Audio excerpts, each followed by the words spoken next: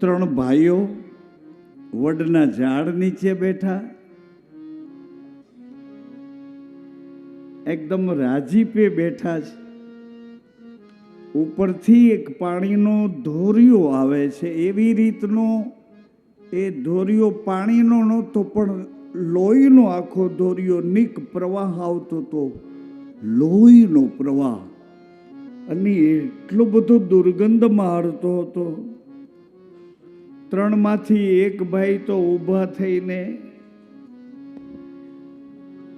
નીકળી ગયા. દુર્ગંધ એનાથી સહન ન થઈ. વિચારના દેવતા હતા, હટી ગયા. બીજા ભાઈ પણ ઊભા થઈ ગયા. માયાના પતિ હતા, એ હટી ગયા. ત્રીજા ભાઈ તો એમ જ બેઠા છે, એમ જ બેઠા છે. આ પ્રવાહ નજીક આવ્યો, બહુ દુર્ગંધ આવી. એટલે આ ત્રીજા બેઠેલા પુરુષે પોતાના તપબલથી એ પ્રવાહને પકડીને પોતાના આસન નીચે મૂકી દીધો. ત્રીજા પુરુષે થોડી જ વારમાં એ પ્રવાહ જેવો આસન નીચે દબાણો, એટલે એમાંથી એક તેજોમય, એક શક્તિ, એક દિવ્ય તેજવાળા દેવી પ્રગટ થયા. અને હસતા હસતા એ બોલ્યા કે તમે કોણ છો? આટલી બધી દુર્ગંધ આવે છે મારી, આ બેઉ અહીંથી નાસી ગયા તો તમે કેમ ઉઠતા નથી? દુર્ગંધ તમને નથી લાગતી? એટલે ત્રીજા પુરુષે કીધું કે મને સુગંધ અને દુર્ગંધ બે કશી અસર કરતા નથી. સુગંધે અસર નથી કરતી, દુર્ગંધે અસર કરતી નથી. મારી આંખે દગો દેતી નથી, મારું મનને દગો દેતું નથી. હું ભૂલમાં કોઈ સ્પર્શ કરી જાઉં તો મારા દેહાદિક ઇન્દ્રિયાદિક ભાવો મને છેડતા વેડતા નથી. હું જડ નથી, અને એટલી હદનો ગફલત વાળો ચૈતન્ય નથી. ચૈતન્ય છું, પણ જાગતો છું. એટલે ત્રીજા પુરુષનો જવાબ સાંભળીને માતાઓ, ભાઈઓ, એ તેજોમયી દેવી કહે છે કે મારે તમારી સાથે રહેવું. એટલે ત્રીજા પુરુષે કીધું કે મને અસંગા રહેવામાં આનંદ છે, મને કોઈના સંગની જરૂર નથી.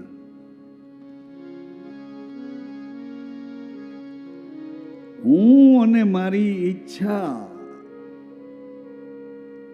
અમે બેઉ ભેળા થઈને જ રહીએ છીએ, એટલે કોઈ સંગની મને જરૂર નથી. હું ને મારી ઈચ્છા, આપણે કંઈક હોય ને આપણી ઈચ્છા વળી બીજી કંઈક હોય, એમ નહીં. અરે તારા પત્ની છે, તને બે ત્રણ બાળકો છે, અને તારી આ રેઢિયાર ઈચ્છા તને, એમ નહીં.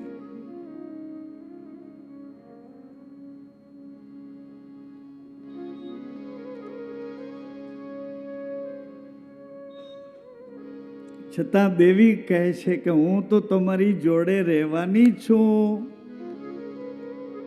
એટલે ત્રીજા પુરુષે કીધું કે હું અહીં રહેતો નથી.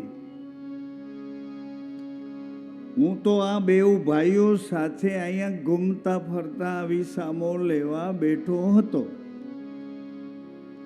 હું અહીંયા નથી રહેતો. એટલે દેવી કહે છે કે તમે જ્યાં રહેતા હો ત્યાં મને તમારી સાથે જ રહેવું છે. એટલે ત્રીજા પુરુષ ઊભા થઈ ગયા, મારી સાથે જ જો તમને રહેવું હોય તો ચાલો હું બતાવું ક્યાં રહું છું.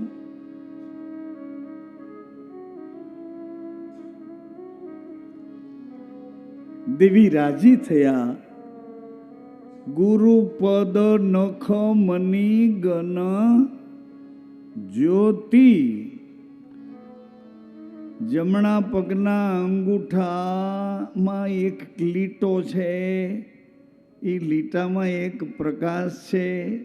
એ ગુરુત્વાકર્ષણના લીટાથી હું જ્યાં રહું છું એ ઘરે જવાય છે.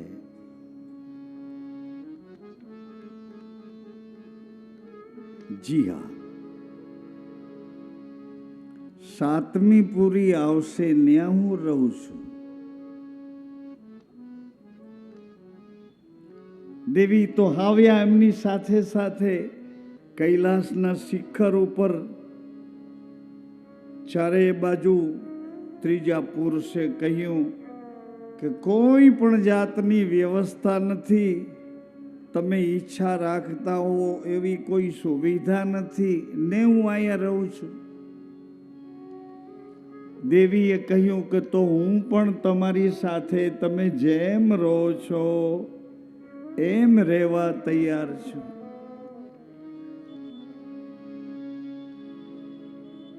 જન્મ્યા ત્યારે આપણા ભેરી આપણી ઈચ્છાઓ જન્મી નથી. સાંભળો, બીજી વખત કહું, આપણે જન્મ્યા ત્યારે આપણા ભેરી આપણી ઈચ્છાઓ જન્મી નથી.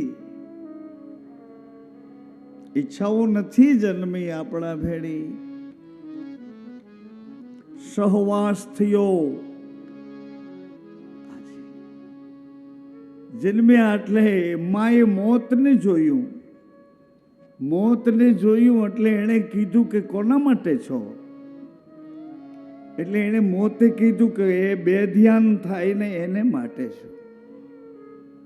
બેધ્યાન થાય ને એને માટે મોતનો ઘાટ લઈને હું અહીંયા ઊભું છું. માએ કીધું પણ હું તો આની પેઢીને એક કુળનો દીવો આપવા માટે, હે મોત, હું તને ઓવરટેક કરીને આની પેઢીને એક દીવો આપવા તૈયાર થઈને આવી છું. મારા બાપે મારું દાન કર્યું છે.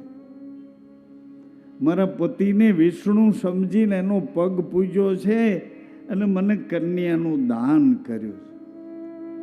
એટલે આની પેઢીને એક કુળનો દીવો આપવો એવો નિશ્ચય કરીને મોત, હું તને કૂદી ઓ બાજુ નીકળી જઈશ પણ મારું કામ કરીશ. આવી માએ ગાંઠ વાળી. માની નાભી સાથે જોડાયેલ સુવાળી કોથળીમાં, સુવાળા જલમાં આપણું શરીર પરિપક્વ થઈ ગયું. જેમ પીપળ પાન પીળું પડી જાય ને પછી એક પવનનો ઝોકો આવે અને ત્યાંથી ખરી પડે. ખર્યા પછી પવન એને ક્યાં લઈ જાય કાંઈ ખબર ન પડે. એમ આપણો જન્મ થયો.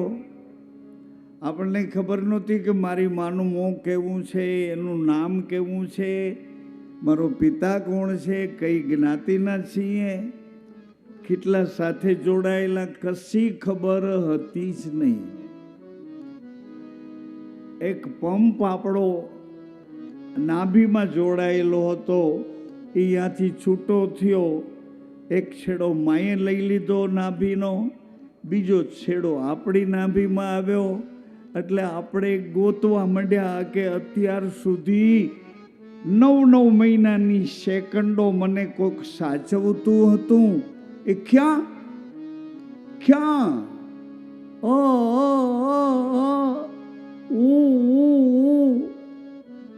ત્યાંથી તો કોક મારી ભેગું હતું. અહીંયા આવ્યા પછી ક્યાં છે? અકાર, ઉકાર ને મકાર, એમાં આપણે રોયા, રડ્યા, ચીસ પાડી, પણ અંદર કચરો ઘણો ને એટલે ઈ સ્વર પેઢીની ચીસ આપણી ભાંગી તૂટી નીકળી. પછી માં માં. આવો પ્રયોગ આપણી હારે થયેલો છે. તા તો ચારે બાજુ બધા રાજી થયા. કોઈ ફઈબા થઈને બેઠા હતા, કોઈ માસીબા થઈને બેઠા હતા, કોઈ લાગતા વળગતા અમારો અમારો અમારો કરવાવાળા ચારે બાજુ રાજી થયા. ભાણો આવ્યો, ભત્રીજો આવ્યો, ભાઈ આવ્યો, પૌત્ર આવ્યો, પુત્ર આવ્યો. એટલે બધાય આપણને જાણે પ્રેમ કરતા હોય એવું લાગ્યું, પણ બધાય મોહથી આવ્યા હતા ને મોહ કરતા હતા. પ્રેમ તો નહોતો. પ્રેમ તો એક માને હતો. માં કે મારી પાસે કંઈક હતું, ક્યાં ગયું ક્યાં ગયું. બિચારી બેભાન થઈ ગઈ હતી. માએ આમ હાથ કર્યા, એટલી સેકન્ડોમાં તો આપણે એના હાથમાં આવી ગયા. 3 કે 5 કિલોના માંસના લોચાને માએ પકડી પોતાના હૃદય ઉપર રાખ્યો. અરે, હું મારી નાભીથી જેને જીવન આપતી હતી, હવે આને કોણ જીવાડશે? આ કઈ રીતે જીવશે? માં અંદરથી કોચવાય છે. માનું કચવાટ અંદર થયો કે મારી પાસે કંઈક હતું, ક્યાં ગયું? એટલે માના હૃદયમાંથી વાત્સલ્યતાની કરુણા ઉઠી, અને ઉઠેલી એ કરુણામાંથી માનો સંકલ્પ સિદ્ધ થયો. એના લોહીમાંથી અમૃત જેવું દૂધ બની ગયું. નોટ અવેલેબલ કોઈ ફાર્મસીઓમાં, કોઈ વ્યવસ્થાઓમાં, વિજ્ઞાનીકરણમાં આ પદ્ધતિ છે જ નહીં કે આપણે રોવા માંડીએ અને માનો હાથ આપણી ઉપર ફરવા માંડે. એની ઘડીએ માની છાતીમાં ધ્રુજારી આવે, અને એ ધ્રુજારી ભેરું તો માનું લોહી એનું રૂપાંતર દૂધમાં થઈ જાય. એ ટાઈમે આપણને કોઈ પોષણ લાગુ પડે નહીં. એ દૂધમાંથી જ બધું મળે. એ ટુ ઝેડ જે જોઈએ તે વિટામિન્સ બધા. આવી રીતે અહીંયા આવ્યા છીએ તો આ દેહમાં કોઈ તમને મને ના નહીં પાડે. કોઈ રોગને આમંત્રણ આપશું નહીં, કોઈ અંદર બીમારીને બોલાવશું નહીં, કોઈ માથામાં કલેશ કરશું નહીં, કોઈ મારું તારું નહીં કરીએ, બાજંબાજી ઝઘડા વાદ વિવાદ આવું કરશું નહીં. એટલે જેમ છે એમ બધું માં સાચવે છે, એમ જ સચવાતું આપણી ભેળું રહેશે. આવો ને. દેવી કહે છે હું તમારી સાથે જ રહેવાની છું. એટલે ત્રીજા પુરુષે કહ્યું કે જો મારી સાથે જ રહેવું હોય તો, આ વાર્તા નથી પણ આ એક સિદ્ધાંત હું આપના સુધી સમજવામાં સહેલું પડે એટલે એનું રૂપાંતર કહું છું. વાર્તા નથી. ત્રીજા પુરુષે પોતાના શરીરના 2 ભાગ કર્યા. એક ભાગને સ્ત્રીનું રૂપ આપ્યું, એક ભાગને પુરુષનું રૂપ આપ્યું. એક પ્રકૃતિ અને એક પુરુષ, એક પત્ની, એક પતિ, એક મા, એક પિતા. આવા 2 રૂપ આપ્યા. અંદર પણ 2 રૂપ આપ્યા છે, એની ચર્ચા પછી કરીએ. બહારથી 2 રૂપ આપ્યા એટલે જે ગંદો પ્રવાહ દુર્ગંધ મારતો આવતો હતો, એ રજના પ્રવાહને આ પ્રકૃતિ માના શરીરમાં મૂક્યો અને એનો એક ધર્મ બનાવ્યો. એ રજોગુણનો ધર્મ તૈયાર કર્યો. બીજા શરીરમાં એને બીજ નામનો ધર્મ મૂક્યો, એને બીજ ધર્મ કીધો, અને વળી પાછા પોતે બીજની ઉપર શૂન્ય અને એની ઉપર આસન લગાડીને બેસી ગયા. રજ બીજ બેવથી પર સાક્ષી ગુરુ બનીને બેઠા. ભગવાન આદિ પુરુષ આદિ શિવ જે કહો તે, સાંપ્રદાયિક રીતે જ્યાં ઘટાવો ત્યાં ભગવાને નારાયણને પ્રાર્થના કરી કે હું તો આ ધરતી ઉપર એક ઊંચા ઊંચા પહાડ કૈલાસ ઉપર રહું છું, ખુલ્લી પ્રકૃતિમાં રહું છું. નારાયણ, તમે જલમાં રહો છો, સમુદ્રમાં શેષની પથારી પર તમારું આસન છે. નારાયણ, મેં એક ધર્મની સ્થાપના કરી છે. માતાઓ, સજ્જનો, આ કથા જ્યોતના અંજવાળાની કથા છે. આવી એક જ્યોત છે ને, આમાં દિવેલ પૂરવું પડે છે, એવી એક જ્યોત આપણી અંદરે છે, અને એ જ્યોતમાં શ્વાસાનું દિવેલ પૂરાય છે. 24 કલાકમાં 21,600 શ્વાસ આપીએ ત્યારે 24 કલાક આપણી અંદર દીવો પ્રગટેલો અંજવાળું આપ્યા કરે છે.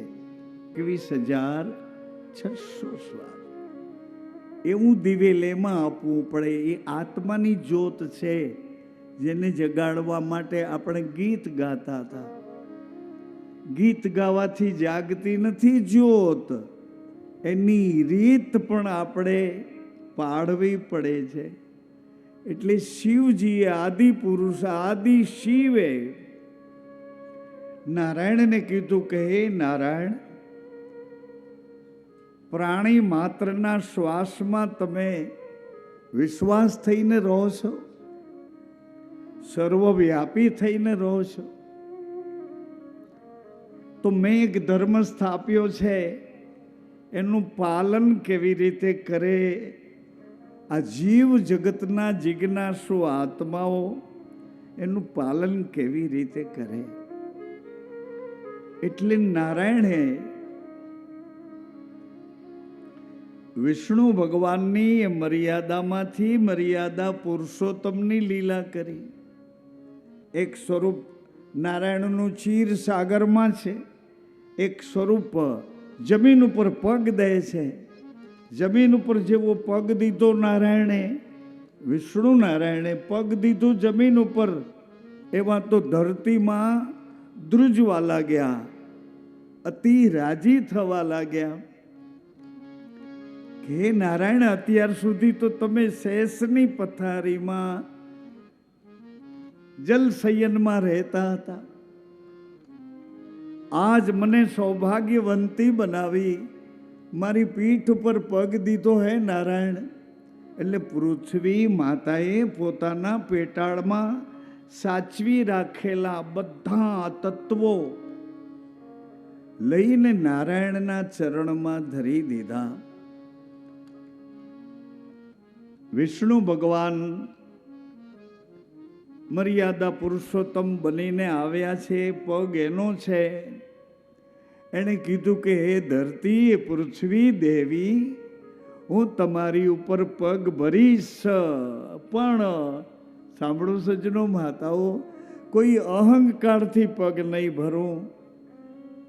તમારી ઉપર પગલાં ભરીશ, પણ મારા ગુરુને પૂછી પૂછી